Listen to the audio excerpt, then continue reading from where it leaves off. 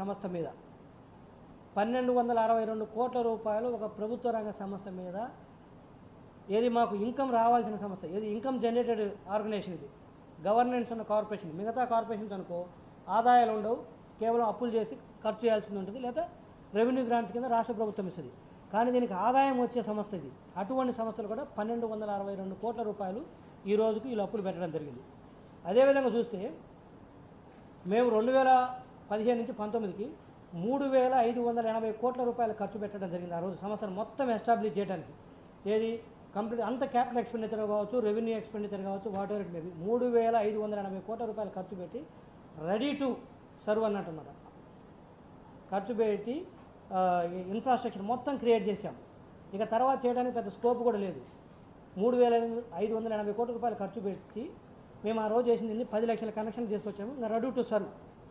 అయితే ఈ తర్వాత వీళ్ళు వచ్చి ఏం చేశారంటే, వీళ్ళు ఖర్చు పెట్టిన అది ఇందాక నేను చెప్పింది 3580 కోట్ల రూపాయలు మాకు వచ్చిన రిసీట్స్, అందులో మేము ఖర్చు పెట్టింది ఆ రోజు వచ్చేసరికి 3513 కోట్లు ఖర్చు పెట్టడం జరిగింది.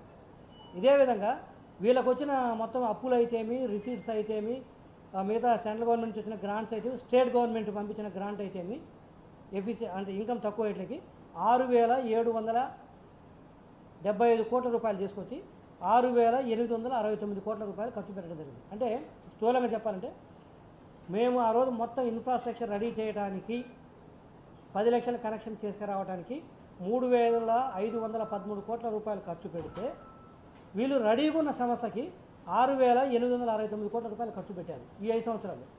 మరి దాదాపు మేము పెట్టిన దానికంటే దాదాపు డబల్ పెట్టారు దగ్గరగా. మరి డబల్ పెట్టినప్పుడు 3500 కోట్లు ఎక్కడ, 6800 కోట్లు ఎక్కడ, ప్లస్ 6800 కోట్లు 5 సంవత్సరాలు పెట్టడానికి అవసరం లేదు. ఎందుకంటే ఆల్రెడీ ఇన్ఫ్రాస్ట్రక్చర్ మొత్తం ఎస్టాబ్లిష్ చేసినాం మేము. ఇక రెగ్యులర్గా ఉంటే ఏదైనా మెయింటెనెన్స్ కావచ్చు, కొంత అడిషనల్గా ఎక్కడన్నా అక్కడ అవసరమైన క్యాపిటల్ ఎక్స్పెండిచర్ కొంత, అదేవిధంగా శాలరీస్ అది ఉంటుంది. మరి 3500 కోట్ల ఖర్చు ఎక్కడ మొత్తం రెడీ చేయడానికి, 6869 కోట్లు ఎక్కడ 5 సంవత్సరాలు?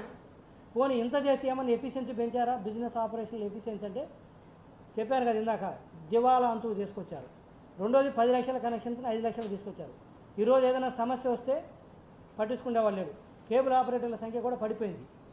సో ఇది ముఖ్యంగా మీరు నోట్ చేసుకోవాల్సింది. ఖర్చు 3500 కోట్లు ఖర్చు పెట్టి మేము 10 లక్షల కనెక్షన్లు తీసుకొచ్చాము, ప్లస్ అన్నిటికి మించి టోటల్ క్యాపిటల్ ఎక్స్పెండిచర్ అదే టైంలో నడిచింది. ఇలా 6800 కోట్ల రూపాయలు క్యాపిటల్ ఎక్స్పెండిచర్ పెట్టడానికి అవకాశం లేదు. ఎస్పెషల్ లాస్ట్ 23-24 మొన్న ఎన్నికల సంవత్సరంలో ఎక్కువ ఖర్చు పెట్టి డ్రా చేసుకొని వెళ్ళిపోయారు డబ్బులంతా. ఇది కూడా విజిలెన్స్ ఎంక్వైరీ నడుస్తుంది. అది అయిపోయిన తర్వాత డెఫినెట్గా మొత్తం వివరాలతో బయటకు వస్తుంది. ఇది పరిస్థితి. సో ఈ విధంగా చూసినట్టయితే ఉద్యోగస్తుల అంశాలు కాదు. ఇంకోటి ఏంటంటే ముఖ్యంగా ఎంప్లాయీస్ని ఎలా రిక్రూట్ చేశారంటే, మేము ఈరోజు బయటకు వస్తుంది. జనరల్గా మీ అందరికీ తెలుసు, మీరు కూడా సంస్థలు ఉద్యోగస్తులు పనిచేస్తారు. ఒక ఉద్యోగం రావాలంటే ఏంటి, మీరు అప్లై చేసుకుంటారు, ఒక ఆఫర్ లెటర్ వస్తుంది, మీరు దాన్ని యాక్సెప్ట్ చేస్తారు, తర్వాత ఆ సంస్థ మీకు ఏం చేస్తుంది, ఒక అపాయింట్మెంట్ లెటర్ ఇస్తారు. కానీ వీళ్ళు ఏం చేశారు, వాట్సాప్ ద్వారా ఒక వైసీపీ కార్యకర్త లేదా వైసీపీ ఎమ్మెల్యేను, మినిస్టరో ఎంపీ ఒక మెసేజ్ పెడతారు. ఇక్కడ ఆఫర్ లెటర్లు ఉండవు, అపాయింట్మెంట్ లెటర్స్ ఉండవు. ఆ వాట్సాప్ ద్వారా వచ్చిన మెసేజ్ తీసుకొని వీళ్ళకు పేరోల్లో పెట్టేస్తారు, నెల జీతాలు నడుస్తాయి. ఇలా ఒకళ్ళు కాదు, ఇద్దరు కాదు, 100 ఉన్నారు. ఆ డేటా కూడా భవిష్యత్తులో మీకు మొత్తం ప్రజెంట్ చేస్తాం. సరే, వ్యక్తిగతంగా వాళ్ళ పేర్లు మేము బయటికి చెప్పలేకపోవచ్చు, కానీ అది పద్ధతి కాదు. బట్ జరిగిన ప్రాసెస్ ఇది. ఎక్కడన్నా నడుస్తుందా?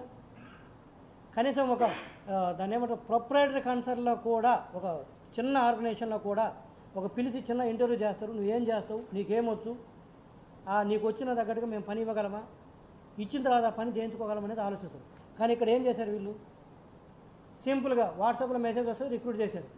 పోనీ వాళ్ళు ఏమైనా సంస్థలు ఉన్నారంటే, ఓ ఎంపీ ఇంట్లో డ్రైవర్స్గా, ఓ ఎమ్మెల్యే ఇంట్లో వంట మనిషిగా, ఇంకొక మినిస్టర్ దగ్గర అటెండర్గా పనిచేస్తుంది. ఏది, మా సంస్థలో జీతాలు తీసుకుంటూ అక్కడ పనిచేస్తుంది.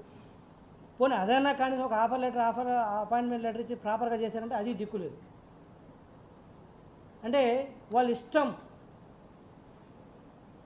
సో ఇవన్నిటి పరిస్థితి ఈ నేపథ్యంలోనే ఇదిగో ఈ సంస్థ ఇదిగో దివాలా అంచులకు రావడం జరిగింది.